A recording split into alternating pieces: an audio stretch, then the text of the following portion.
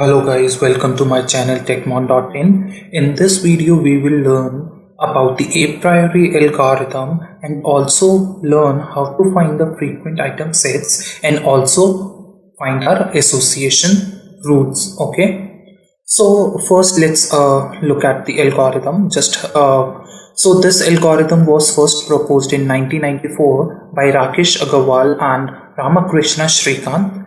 So what is the use of this algorithm? Using this algorithm, we find the most frequent item sets and also identifies the association rules between them. What these two things are, we are going to look at them in the next slides. And also this algorithm uses a bottom-up approach it starts with very small small set, and then it builds on that small sets, that is grow that small sets. So initially our item set had a size of 1, then it grew it to size of 2, then 3, and so on. Okay, so that is what bottom up means. Then also there are it uses basically 3 rules, that is support, confidence, and lift, to expand the rules or to expand our frequent item sets. Okay, we'll also look at these in the later slides. Okay, now next, first look at what does an item set means. Okay, so an item set is a group of items that are usually or frequently bought together. Okay, for example, if a person is buying phone, that person may also buy phone cover and tempered glass along with it. So these 3 items, if they are bought very frequently together, that is in a single purchase or basket or visit, okay, then we will call these items together a single frequent item set. Okay, so this is what a item set means. And if we have such multiple groups of items, then we will call them frequent item sets. Okay, then also look at what does association rule means. So let's our association rules tells us or defines a relationship between the items of a frequent item set. Okay, for just we stated before, that these 3 items, phone cover, and tempered glass, were bought together. Okay, then our association rules states that if our phone that is along with the phone cover and tempered glass were bought. So if you have ever shopped online, you must have seen that if you buy a phone or search for a phone, then similar items to a phone like phone cover, headphones, earphones, or tempered glass, these pop up in our suggestions, right? So that is what association rule help us with. Okay, if we bought certain items, what else could be bought by a user or a shopper? It defines a relationship, such relationship. Okay, so now how these frequent item sets and association rules are used. So let me give you some real world example.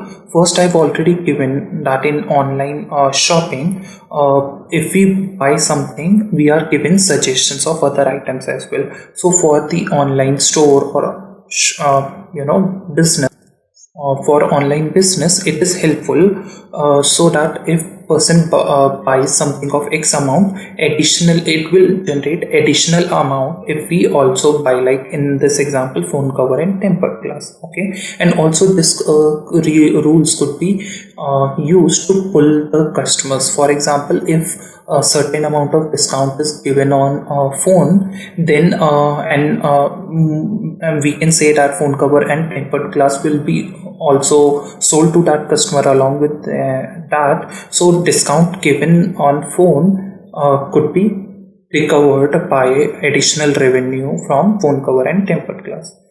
So another example is also like in stores, if you go, you find that certain times two categories or like bread and other categories are kept very close, or they have shelves together. For example, a famous example is of beer and diapers. So retailers found that whenever a person buys a beer, that person also used to buy diapers. Okay, so there was a strong relationship between beer and diapers. So what retailers do, they kept these two shelves, basically these two categories together, so that it is very easy for the customers to find these items. Okay, so this helps building a relationship with the customer, making their shopping experience easy.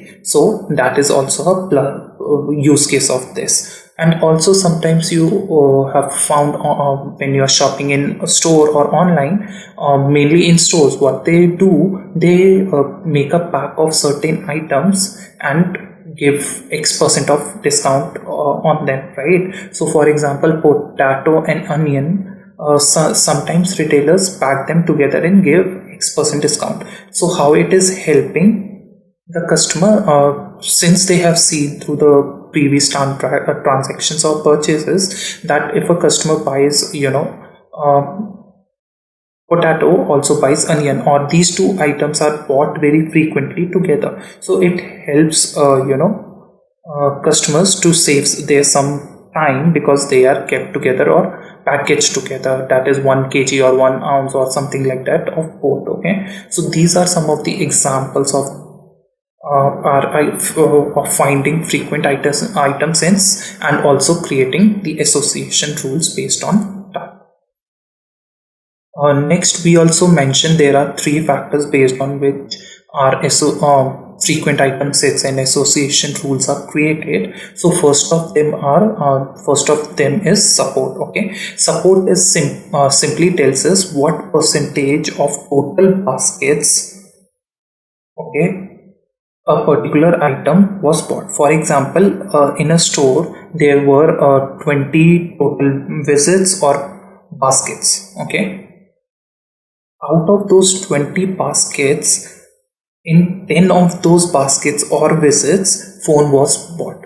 Okay, so if we take the ratio of number of phones bought in number of baskets in which a phone was bought, divided by the total number of baskets or visits in a store, we get support. So in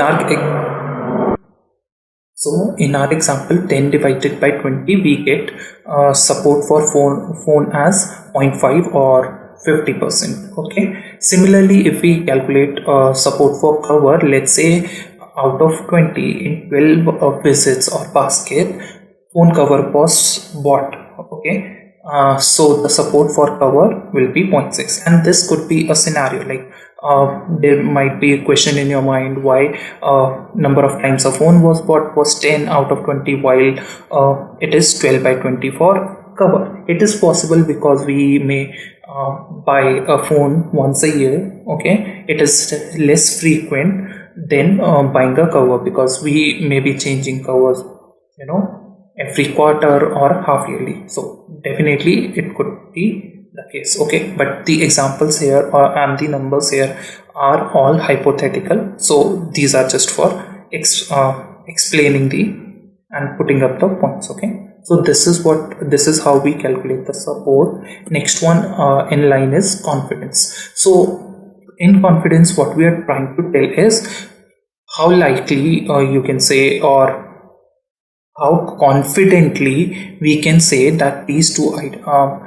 if we buy X item, Y will also be bought. Okay, so how we calculate it? First, in the numerator, we have total number of baskets in which both X and Y were bought, divided by total number of baskets in which only X was bought. Okay, so let's look at our example of phone and phone cover. So in numerator, we will put the count of baskets of visit in which both phone and phone cover were bought. So let's take that as 8, and in denominator it will be total number of visits or basket in which a phone was bought. Okay, so previously we saw that it is n. Okay, so 8 divided by 10 we get 0.8. So what this 0.8 means, or 80% means, is that we can confidently, 80% confidently say that if a phone is bought, a phone cover will also be bought. Or we can say that out of, let's say, 100 times a phone was bought, 80 times phone cover will also be in, out of 100, in 80 visits or basket, phone cover will also be bought. Okay, so this help us to, if we have a very high confidence, if a customer buys phone, or like in online shopping, we can show suggestions of phone cover because we know it has a very high confidence of 0.8. So chances of customer buying phone cover along with phone is high. Okay, next is lift. Okay, so lift is similar to confidence, but here we are not taking into account what if our Y item is also very popular. What we mean by popular, like we know our phones are selling very frequently. It could also be case that our Y or phone cover are also be getting sold frequently or being bought frequently. Okay, so in confidence we are not looking at this aspect. We are just taking total number of times both were bought together divided by only number of times phone was bought. Okay, but in lift, how we calculate it, in numerator we have confidence, which we saw above before, confidence of phone and phone cover being bought together. Confidence of when phone cover was phone was bought, phone cover was also bought, divided by the support of cover. Support of cover means that we are also taking the popularity of Y, that is phone cover in our case. So if we so by doing that, we know that we have a 0.8% of confidence of phone and phone cover we saw here, and also we had support of cover as 0.6 we calculated here. Okay, now if we take the ratio or divide these two number, we get 1.33. so now how do we interpret these this number is that if we have a lift of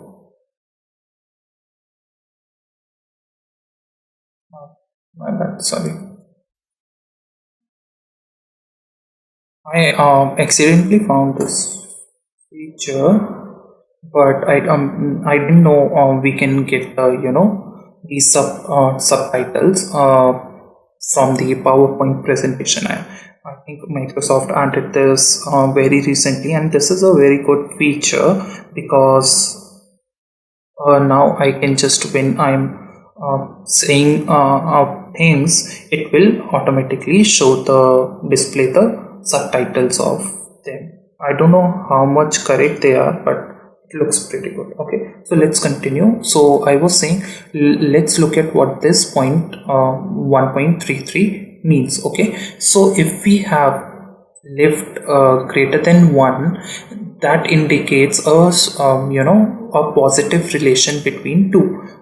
By positive we mean that if phone is bought, we are saying there are there is a likelihood, or there are chances that phone cover will also be bought. The higher this number is, the more the chances will be. Okay, but if the number is 1, then we are saying there is no relation between them. But if our number is less than negative, less than 1, that is in that means there is negative relationship. That is, if phone is bought, phone cover will never be bought. Okay, so that is what lift means, and we have already covered how we calculate the two. So I've turned off subtitle generation by PowerPoint because I still don't know how accurate they are. I'll definitely look at that later, and if they are really good, I'm going to put that or put that there from the next videos. Okay, so we have already looked at support, confidence left. Now look at how we generate frequent item sets. So there are two kind of saying or properties of rules we use, or basically these rules apply when we create frequent item sets. So first one is subsets of frequent item set must be frequent. So if here we said that phone cover and tempered glass were this set of items were frequent item set. If that is the case, if there is a frequent item set, then the individual item in that set must also be frequent. So if we are saying our frequent item set should have support greater than 50%, okay, then these items will also have at least 50% of the support. Okay, and next rule says that similarly for any infrequent item set, all its superset must be infrequent too. Okay, what do we mean by that? If we say that our phone, just hypothetically, let's say that our phone was infrequent, okay, meaning that it had support less than 0.5 or 50%, then any superset of it, like phone plus phone cover, will also be infrequent. Okay, so these are the two statements or rules. Okay, now let's look at our transaction data. So this is our transaction data in which we have 7 baskets. Okay, we have 7 baskets, and in each of those baskets, as you can see here, in the first baskets, milk and bread were bought together. Similarly, in basket 2, milk, bread and egg were bought together, and so on. Okay, now let's look at the steps to create the item sets. So first, as I mentioned before, we create item sets in bottom up fashion. That is, first we will create the item sets of size 1. Okay, why this is the case? As we know the property here, okay, we look at the rule or property here, that if a particular item or item set is infrequent, then its all superset will be infrequent too. Okay, so definitely there is no point on creating such sets which are infrequent, right? So this will help us bring down the computation. Okay, so maybe it's not much clear now, but definitely it will be much clearer after. Okay, so in our we are going to create item sets of size 1. It means individual item. Okay, so let's there are 3 things we are calculating: basket count, that is in number of the basket where biscuit was bought or bread was bought, and so on, and the total number of baskets, which we already saw that we have 7 baskets. Next is we are calculating support. Okay, so first let's look at for biscuit. For biscuit, this is the one basket, this is the second. Okay, and in none of the other basket biscuit was bought. Okay, so we put 2 here. Similarly, let's look at for egg, because it is very frequent. 1, then 2, then 3, and 4, and 5. We bought egg 5 times and we put it there. Okay, let's look at one more example of milk.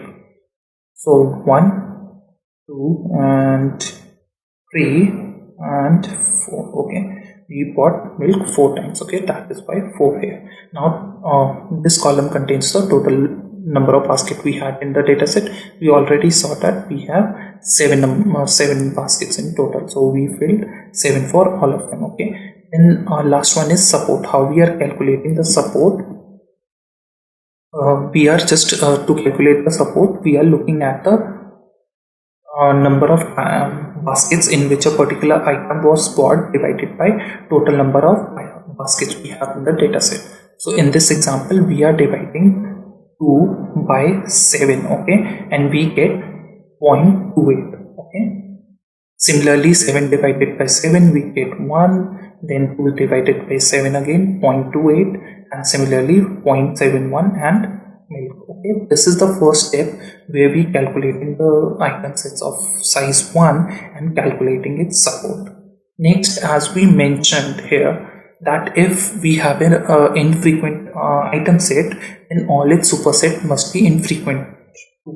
So here what we are doing, that we will let's say this is an assumption here that our support is 50%, but this value can be different depending upon the project. It could be much higher, like if you want only those item set where support was 80%. Okay, that is they were bought at least 80% of the times, or in out of 100 basket they were bought at least in 80 basket. Okay, so what we did next, we only kept those which had support of support greater than equal to of 0.5 or 50%. Okay, so we kept bread, we kept egg, and we kept milk. Rest we deleted. Why? Because since these were infrequent. Why infrequent? Because they had support less than 50%, and since they were infrequent, they superset. By superset means let's say biscuit plus bread. Okay, since biscuit was infrequent, this superset will be infrequent too, so there is no point creating such set because it will first be very computationally intensive. Second, it is irrelevant. Okay, later on we are anyways going to drop such set. Okay, so now these are the ones we are left with.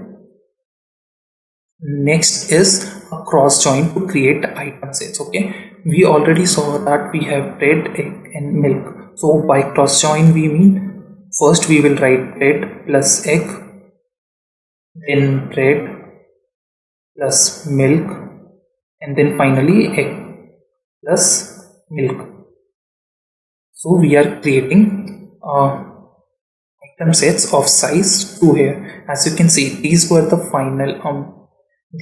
final three single item sets we had. Then we created groups of them. So bread plus egg, bread plus milk, egg plus bread, egg plus milk, milk plus bread, and milk plus egg. But there were duplicates like this one, egg and bread. These are are repeated. These both, this has been covered here, and milk and egg, this has been covered here. So we are going to drop any duplicate item sets, and after removing such duplicates, we are left with 3 item sets of size 2. Okay, now in the next step what we are going to do, again we are going to calculate the support here. Okay, but now earlier while calculating support, we calculated the basket where only single item set was there. Okay, but now we will count the basket where both of these item sets were what. Okay, so let's take an example of bread and egg first. So here bread and egg were bought, so this is 1. Again we have a basket where bread egg was bought, 2. Again there is 1, bread and egg 3, no bread and egg, but technically here bread and egg 4, and again bread and egg 5. Okay, so we have basket count as 5. Similarly, let's take one more example of egg and milk. So egg and milk here, as you can see in basket 2 we have egg and milk, not here. Again in basket 4 we have egg and milk, this is second, and here in basket 6 we again have egg and milk. So in total we have egg and milk in 3 baskets. Okay, so 3 here, and still in the total database or in total store or whatever the case, we have 7 total baskets, right? Now how we are going to calculate support? Again, 5 divided by 7, which is 0.71. Again here 4 by 7, 0.57, and here 3 by 7. Okay, so that is our that is how we will calculate support for item sets of size 2. Okay, now as we mentioned before, we are only going to keep items with support of at least 50%, or we can say support greater than equal to 50%, or 0.5. Rest we are going to drop. So this qualifies the criteria, but egg and milk does not. So we are going to drop it and going to keep these two. So these two are the final item sets of size 2. Okay, now we are going to proceed to create item set of size 3. Okay, so with item sets of size 3, how we are going to create a cross join? So here there is a condition: whenever we have a greater than or equal to 3, we will look at least there should be k minus 2. In case of 3, which is 3 minus 2 equal to 1, there should be at least one item which is common both. Okay, so what do we mean by that? Here we, just like before, we are going to combine these two item sets. Okay, but let's say but we will able to combine them because there was at least one item which was common in them, which is bread. Okay, so this will we can definitely combine it, and we have already done that here. Okay, so we have a new item set of size 3 which contains bread, egg and milk. So let's say there was another item set, let's say jam, and let's say butter. Okay, but we neither can combine these two, we can neither combine these two because there is no common item between them. Okay, so definitely this will be dropped, this will be dropped, and this will be dropped, just in that case if we did not add. But we fulfill that criteria here, and we could create item set of size 3. For also look at in case if our k was 4. Okay, since if our case k was 4, we will look at k minus 2, which is 2 items. We will combine 2 item sets only if they have at least 2 common items. So as you can see, if we combine these two, definitely there are no 2 common items, so we won't be able to combine them. Okay, so that is just for an example. So that is how we will proceed with the k or item set size of k equal to 3 or greater. Okay, now we have item set bread, single item set containing bread, egg and milk. So let's proceed with here. So as just like before, now we will calculate the support. And how we are looking at support? All these 3 items must be bought in a single basket. Okay, so let's look at those baskets here. It is kind of dirty, but let me try to mark it here. So our milk, bread and egg should be bought together. So this is the first basket where these 3 were bought together. Then no milk here, milk, egg and bread. This is another basket, and this is the third basket. So in total 3 baskets, milk, bread and egg were bought together. Okay, so here as you can see, we put 3, and in total we had 7 baskets. So 3 divided by 7, we have 0.42. Now as you can see that our support is less than 50% here. Okay, so this won't qualify. Okay, and since this won't qualify, and we cannot increase our item set from size 3 to 4, we will stop here. Okay, we will not proceed any longer because there is no item set to proceed. Okay, now our item set space is empty. Okay, so our algorithm will stop here. So now what will be the output from the algorithm? We will get all the frequent item sets, that is the sets which had at least 50% support, okay, or 0.5 support. Okay, so these 3 were of size 1. Okay, all the three, as you can see here, had support of at least 50%, and also we had two item sets of size 2. Okay, and both of them had support of at least 50%. There is no item set of size 3 because none of the item sets qualified this criteria of support of at least 50%. Okay, so that is all for frequent item sets. Okay, this is how we calculate them, and this is how the algorithm works. Okay, next comes association rules. So association rule is not a complete algorithm in itself. Like frequent item sets was a complete algorithm. It had a starting point and given up. But for association rules, we need input of this input here.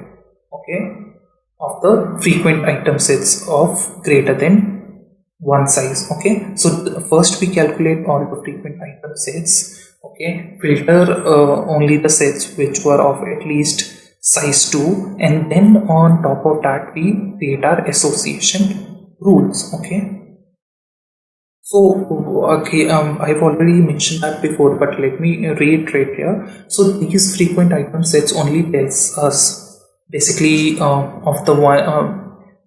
Generally, we ignore them because they contain very less information in themselves. Like bread was bought in every basket. Okay, that is okay. We have some data, but we cannot take much action on that, right? But for k greater than equal to 2, we can see there is a relationship between various items, and we can do a lot of things like put the shelves of bread and egg together, or give some discount in bread so that customer comes to buy a bread. And definitely, as we know, there is 0.71. This is support, not confidence, but let's say we also had a confidence of 80%. Then if we got 10 new customers buying bread, we know that out of 10, at least 8 will also buy egg, right? So with say item sets of size greater than equal to 2, we can make multiple decisions. So this is how association rules does. Item sets only contain information that bread and egg were bought together, nothing else.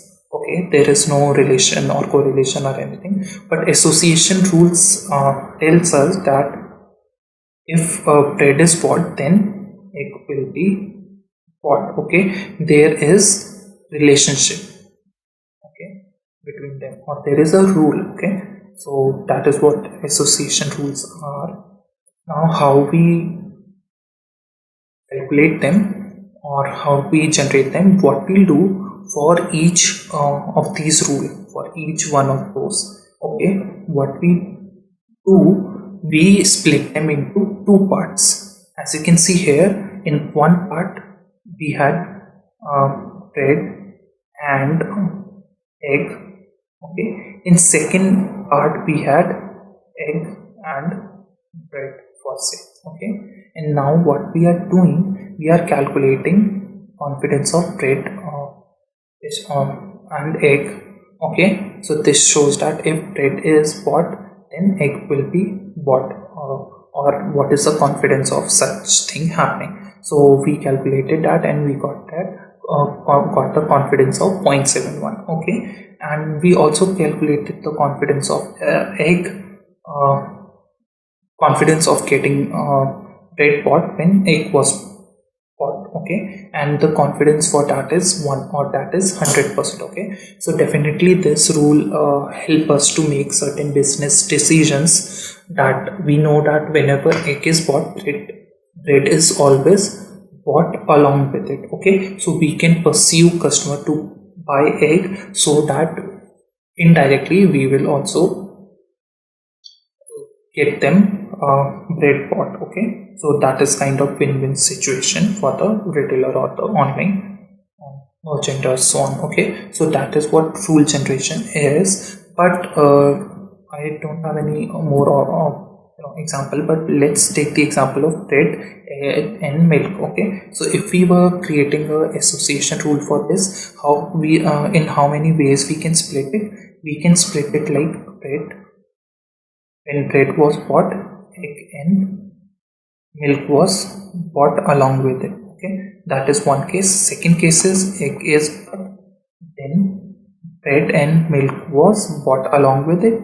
Third case, milk was bought, then bread and egg were bought. Okay, this is these are the cases when we only had one item in on left hand side. But we could also generate rules like this when bread and egg were bought together, definitely, or with X% confidence, we can say milk was also bought. Or we can say when milk and egg were bought together with X% confidence, we can say that bread was also bought. Okay, so this is the notation for set. Okay, so this is how we calculate the confidence, and this how we will calculate the confidence. So as you know, the formula for confidence is that total number of basket in which a phone and cover was bought, and the total number of baskets, meaning that X and Y bought together divided by number of times X was bought. Okay, so let's apply the same formula here. So how will we calculate, let's say for this one confidence, we will say where milk and egg and bread were bought together, number of times or baskets divided by number of times milk and egg were bought. Okay, so this is how the confidence will be calculated, and we can put a threshold for confidence as well, like it should be 50% and so, and we can generate many rules. So that is what association a priori algorithm is, and how we calculate item set, how do we generate rules, and what are support confidence and lift.